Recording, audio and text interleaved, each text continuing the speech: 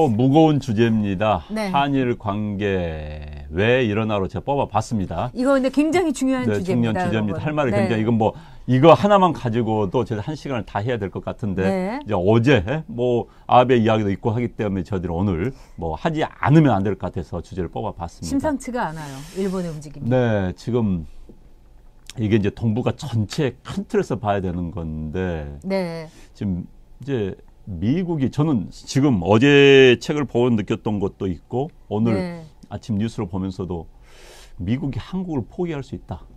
저는 이 생각이 굉장히 많이 듭니다. 그러니까 일본도 그런 맥락에서 지금 미국의 의도를 잘 알기 때문에 맞습니다. 뭐 한국을 버릴 수 있다. 결국은 이제 여러분 에치슨 라인이라고 아시죠? 네. 6.25 전에 미국의 대아시아 전략 그러니까 방어망을 짜면서 한국을 뺐습니다. 그때 이른바 알루션 열도, 그 다음에 일본 열도, 그 다음에 오키나와 필리핀으로 가는. 그러니까 미국 입장에서 본다면 한반도가 굳이 필요가 없습니다. 전통적인 미국의 국제 전략에 따르면 왜 유라시아 대륙은 놔두고 섬으로 유라시아 대륙 포기하면 되는 겁니다. 그러니까 유럽을 놔두고 영국만 가지고 있으면 되는 것이죠. 마찬가지로 중국과 한반도를 놔두고 일본만 가지고 필리핀만 가지고 커버하면 된다고 그렇습니다. 생각할 수가 있습니다. 왜? 그럼 비용이 안 드니까. 그래서 그럴 경우에 우리 한반도의 운명, 우리 남한의 운명, 우리 5천만 명의 운명, 내 자식들, 내 손자들 운명은 어떻게 될 것인가. 이제 그 고민을 굉장히 요즘 많이 하고 있습니다. 그렇습니다. 네. 그러니까 저도 지금 돌아가는 게 아주 너무나 심상치 않아서 특히 이제 북한하고 이제 일본하고 이렇게 보면서 지금 이제 좌파들이 이제 자기네들의 사이트가 있지 않습니까? 이제 그런데 전 들어가 보거든요. 근데 거기서 쫙 올라오는 게 뭐냐면 우리의 주적은 일본이다. 이런 게 굉장히 많이 올라와요. 일본은 여러분 우리의 주적이 아닙니다. 그리고 우리가 국제 관계에 있어서 일본이 굉장히 우리와 함께 이 아시아 중에서는 어떻게 보면 경제의 그 규모라든가 레벨이라든가 또 민주화의 정도에 있어서는 유사점이 제일 많은 나라입니다. 근데 일본을 적으로 돌리는 거예요. 이 좌파들이. 이건 뭘 얘기하느냐. 국방백서에서 이번에 북한을 주적으로 안 하겠죠. 그러면서 계속 독도 문제라든가 이런 걸 하면서 주적을 일본으로 치환. 바꿔치기를 하는 겁니다. 이게 좌파의 아주 제가 보기에는 공고하고도 아주 단단한 음모인 겁니다. 그리고 우리나라 사람들은요, 뭐 올림픽에서 뭐 다 안 해도 일본만 이기고 싶었다. 이렇게 야구 감독님도 얘기하고 저도 좀 이런 그 정서는 저도 있습니다. 그러나 그럼에도 불구하고 일본하고는 투트랙으로 즉 국가 대 국가로서는 사이좋게 지내야 되고 그 다음에 뭐 여러 가지 과거 문제에서는 민간 차원에서 해야 됩니다. 근데 지금 돌아가는 거 보십시오. 이 정부가 민간 차원에서 할 일을 이 정부가 다 끌어안고 있는 겁니다. 사법부에서 하는 거라든가 이 모든 걸 볼 때. 그래서 이런 거는 제가 볼 때는 이 정부는 즉 한미 동맹에서 탈퇴하는 데 있어서 밑밥을 일본을 주적으로 삼는 걸로 깔고 있는 거다. 저는 이렇게 생각합니다. 그리고 초탄 필수님께서 어떻게 하면은 이제 이 1월 18일 번개 오시냐 이러는데 이 초탄 필수님의 이메일을 올려주시든지 아니면 핸폰 올려주셔도 되고요. 그 다음에 myday 네이버.com 일로 이제 또 신청해 주셔도 됩니다, 여러분. 네. 그러니까 이제 우리가 일본에 대해서는 네. 양면성이 있습니다. 네, 맞아요. 과거와 미래, 현재. 그러니까 과거와 현재와 미래라는 두 양면성이 있는 건데 우리가 이제 참 감정적으로 과거에 치우친 경향이 있어요. 그래요. 또 그다음에 역대 정권에서 정말 지지율 빠지면은 이명박 대통령이 독도 가서 제가 지난번 이야기한 적 있습니다만 독도 가서 천황 일본 왕이죠. 일왕 사제를 이야기했을 때 전 깜짝 놀랐습니다. 저건 아니다. 근데 그때 이명박 대통령 지지율 빠질 때였어요. 제가 왜 우파 대통령 이야기하냐면은 우리가 그런 우를 범하고 있었기 네. 때문에. 그런데 문재인 대통령이 지금 지지율 빠지고 있습니다. 그래서 일본을 공격하는 것도 한국의 정치권에서 전통적으로 사용해 왔던 일본 때리기로 자기의 지지율을 높이려는 그게 아닌가 일단 첫 번째 생각이 들어요. 네, 그런데 맞죠. 이제 문제는 지금 상황이 단순한 그런 상황이 아닙니다. 일본은요. 아시아에서 이른바 유일하게 거의 우리하고는 자유민주주의와 시장경제, 자본주의를 택하고 있는 유일한 가치 공동체거든요. 그렇습니다. 우리처럼 민주주의와 또 일본같이 우리 같은 레벨의 민주주의 발달된 나라는 아시아에 없습니다.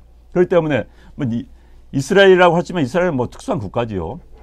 그럼 우리끼리의 그런 그런 어떤 묘한 가치 공동체적인 성격이 있기 때문에 우리는 동아시아에서 그건 또 인류애적 사명감이 있는 겁니다. 그럼요. 우리의 가치, 그러니까 민주주의라는 인류가 만든 어찌됐든 그 중요한 가치를 퍼뜨리고 같이 또 발전해야 될 그런 이제 사명이 있는데 현 정부는 이제 일단 중국을 더 먼저 보지요. 중국을. 네. 그리고 나서 한미일 안보 공동을 깨겠다는 것, 안보 공동체를 깨겠다는 것. 이 정부는 지금 뭔가 미국에서 벗어나고 싶은 거예요. 네. 그러기 위해서 일단 일본에서 벗어나면은 되겠다. 그런데 이제 문제는 과거에 미국 정부는 컨트롤을 했습니다. 한일 관계를 조정을 들어왔어요. 근데 트럼프는 또 이게 안 하는 사람입니다.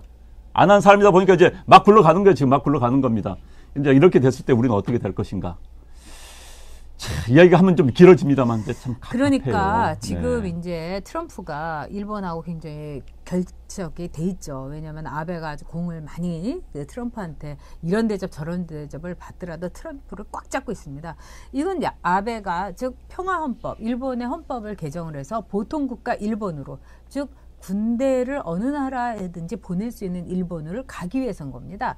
그래서 아베로서는요, 이거를 엄청나게 이용을 하고 있어요. 문재인 대통령만 이용을 하는 것이 아니라 평화헌법으로 일본을 정말 역시 한 나라의 그 힘이라고 할 수 있는 거 강대국은 뭐겠습니까? 즉 돈과 그 군사력입니다. 그런데 일본은 돈은 있는데 가오가 없는 거예요, 여러분. 그렇기 때문에 그 가오를 평화헌법을 통해 가지고 즉 일본의 군사력을 즉 강대국화를 완성을 시키고 싶어 하는 겁니다. 그런데 문재인 대통령의 경우는 이런 국제관계에 의식도 없기 때문에 일본하고 저렇게 계속해서 붙고 있어요. 왜? 즉 문재인 대통령은 뭘 원하냐면은 국익이 아니라 좌파의 이익, 좌익을 원하는 거예요. 그러니까 아베는 잘됐다 이러고 또 국제사법재판소로 이 징용 판결부터 독도 문제까지 계속 가려고 하는 겁니다. 그럼 우리나라 굉장히 불리합니다. 왜? 국제사법재판소의 모든 지원이라든가 돈이나 인력을 일본은요 오랫동안 꽂아둔 거예요. 그래서 굉장히 정말 불리합니다. 박진희님께서 슈퍼챗으로 2,000원 후원해 주시면서 취준생이라 돈이 없어 금액이 적습니다. 하지만 두 분 덕분에 바른 생각 가지게 되었습니다. 네, 감사합니다. 아유, 또 이렇게 젊은 분이 감사합니다. 저희들을 격려해 주셔서 감사하고 더욱 열심히 하도록 하겠습니다. 네. 젊은 사람들 마음 저희들이 잘 알고 네. 또 그 뜻 따르도록 하겠습니다. 박진희님 2천만 원 쏘아주신 거예요. 네.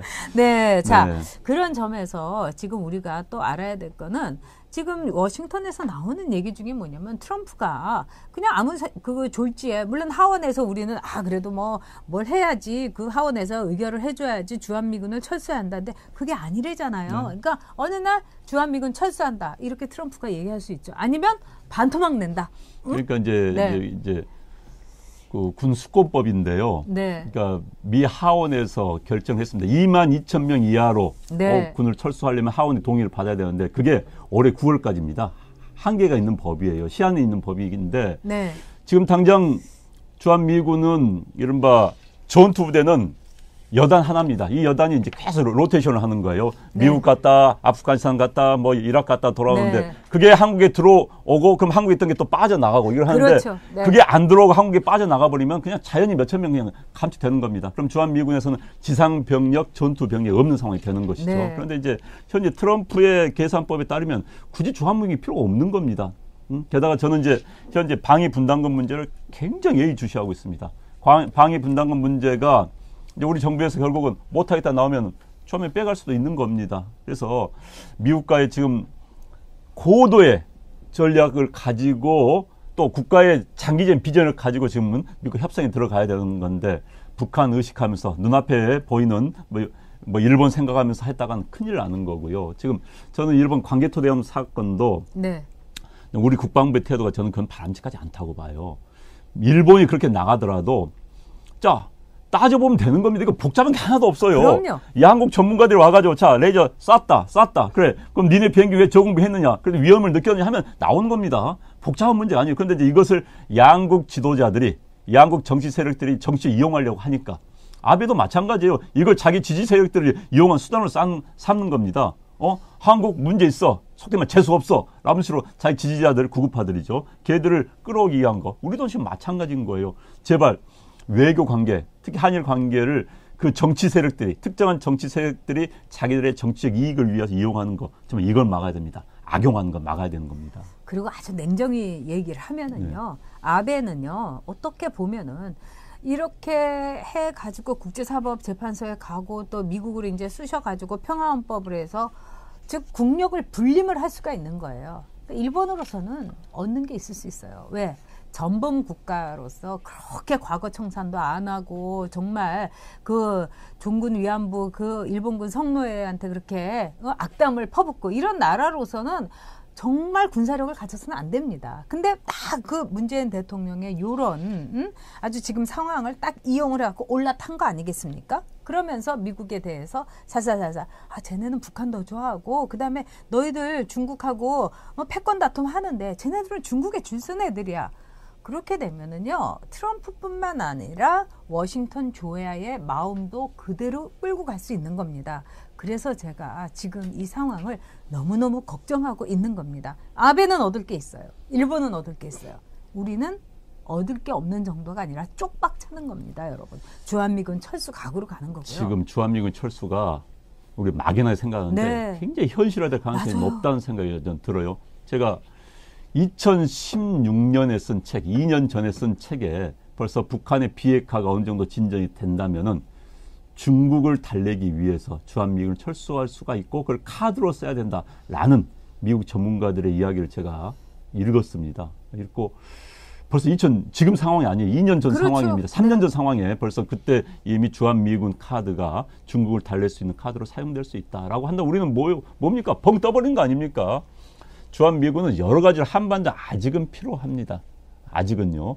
그건 통일된 다음에 그 다음에 국제 정세에 따라서 우리가 미군 문제는 그때 거론하면 되는 겁니다. 그때요. 그런데 지금 상황에서 주한미군 철수 문제가 거론되기 시작한다는 거 굉장히 불길합니다. 저는 굉장히 진짜 그럴 경우에 우리의 안보 또 북한은 현재 분위기대로 간다면은 북한은 핵을 가진 채 그걸 국제사회가 묵인입니다. 묵인하면서 갈 가능성이 높습니다.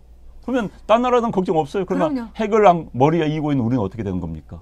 핵을 언제든지 북한 협박에 따라갈 수밖에 없는. 저는 그리고 정말 이제 우려가 되기 때문에 그럼요. 정말 어젯밤에 되게 답답했어요. 네. 이미 이제 워싱턴 쪽에서 흘러나오는 얘기라든가 저도 이렇게 CNN이라든가 폭스뉴스 이런 거 이렇게 보고 기사 이렇게 보고 그러면은 이상하게 분위기가 달라지고 있습니다. 특히 작년부터 또 이번에 김정은이가 이상망측한 핵 보유국 선언 같은 그 신년사 우리 청와대는 박수 쳤죠. 뭐 비핵화의 의지가 있다고요. 그런데 폭스는 물론이고 그 좌파로 분류되는 CNN조차도 이거는 핵 보유 선언이다. 이렇게 얘기를 했습니다, 여러분. 그래서 지금 이 상황 속에서 우리가 알아야 될 것은 워싱턴이라든가 다른 나라에서 이제 노골적으로 얘기합니다. 이제 미국 편에 서라. 즉 중국 편에 쓰지 말라. 근데 이 정부는 중국 편에 북한 편에 쓴 거 아니겠습니까? 그러면 정말 요즘 들어서 유행하는 시중의 말이 재앙이다, 파국이다 이러는데 재앙과 파국이 여러분 함께 오는 겁니다. 그래서 한일 관계 여러분께서 매우 주목하시고요. 그리고 한일 네. 관계를 정말 이성적으로 봐야 되는 겁니다. 네. 사실 한일 관계 우리가 과거도 중요해요. 그러나 과거를 바탕으로 미래가 더 중요합니다. 한일 관계가 우리가 내 자식들을 위해서, 손자들을 위해서 어떤 게 나은 것인지 그런 기준으로 판단을 하면 되는 겁니다. 오늘 저도 일본 정말 답답하고 일본이 우리 조상들에게 한 영향 그러면 나쁜 짓을 하면 울분이 터져요. 그러나 우리에게는 또 미래가 있습니다. 한일 관계는 정말 이성적으로 미래를 보면서 우리가 고려하고 정책을 세워 나가야 되는 겁니다. 이걸 어느 정치 세력이 악용해서는 절대 안 됩니다. 그렇습니다. 뭐 외교만 질문하라고 하는데 제가 질문 하나 하면은 그 중요한 4강 대사를요, 미국 대사 빼놓고, 러시아 대사가 러시아 말을 합니까? 중국 대사가 중국 말을 합니까? 일본 대사가 일본 말을 합니까? 이렇게 정말 엉망진창으로 대사들을 보내놓고서 무슨 외교만 질문하라고 얘기를 합니까? 정말 큰일입니다. 문정부에서요, 여기는 딱 하나밖에 없습니다. 북만 봅니다. 그렇죠. 책만 봅니다. 네. 북만 보기 때문에 해바라기 외교죠. 다른 네. 건 뭐 굳이 고려할 필요가 있겠습니까?